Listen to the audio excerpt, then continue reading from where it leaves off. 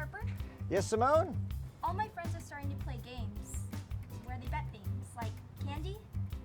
They want me to play too, but I don't know, seems risky. Well, you're a smart kid, Simone, and you're right, it is risky. You see, what your friends are doing is called gambling. And gambling is basically when people play games or they take risky actions in order to win money or other things of value. And really, the root of the gambling addiction is not about money at all. You can become addicted to it? Indeed, my little friend, and therein lies the problem. Well, how do you know you're addicted? Come with me, my curious little kiddo, and I'll show you.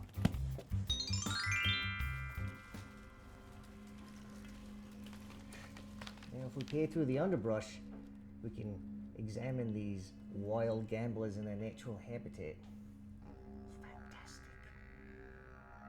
You see, we seem to come upon a herd. These gamblers, this is what they do.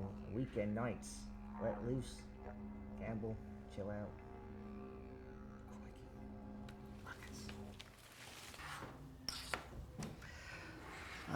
This stage in the gambling addiction is called the winning stage. A lot of times this is where the gambling addiction begins. See, when a gambler starts to gamble, a lot of times they have a big winning streak or have a big win. This justifies their gambling behavior, and unfortunately sometimes they think they have a talent for the game. I thought gambling wasn't about talent. Isn't it just chance? It is, but the gambler doesn't always see it that way, and nor do their friends or family, which can be easily overlooked. You see, the problem with the winning phase is, like all good things, it comes to an end, thus starting the losing phase. It's kind of like a drug addiction, if you will. It's a compulsive thing, it's a compulsive ritual. These gamblers, they have to get it out of their system to feel complete. It's kind of like a drug addict with hard drugs, say like cocaine. Well, once they start losing, wouldn't they just give up? Well, ideally, yes, but unfortunately, that's not the way it works. You see, these gamblers, they are compulsive addicts. They're just like drug addicts, and they try to balance out their losses with wins, and they just keep on gambling and gambling and gambling, and they just keep on digging themselves into a hole of debt. And they try to get out of this debt by borrowing from, say, banks or friends or family. Friends and family really don't know what to do because, well, they're friends and family.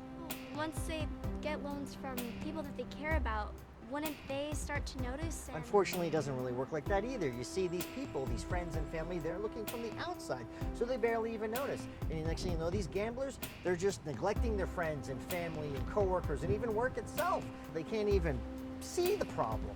It's really an unfortunate situation. It's an ugly thing, let me tell you. This is gambling. This is your brain. This is your brain on gambling. Any questions? What'll happen then? Well, in a lot of cases, these gambling addicts become homeless, in which they totally lose support from loved ones, and therefore lies the problem of building up their world of isolation. That's so grim. Exactly. Which is why I'm glad you said no to gambling. And honestly, at the end of the day, there's no pressure worth the amount of the game, you know? The thrill just ain't worth it. That's good to know. But some people aren't as lucky as me. What if I'm already addicted? There has to be something you can do. Well, actually, there are a lot of junctions in which it could be stopped. For instance, they could say, well, I don't know, quit while they're ahead, or even reach out while they're stuck. And speaking up when you can see it. Precisely. If you or someone you love has a problem with gambling, tell them to call, or you can call yourself, 1-800-GAMBLER.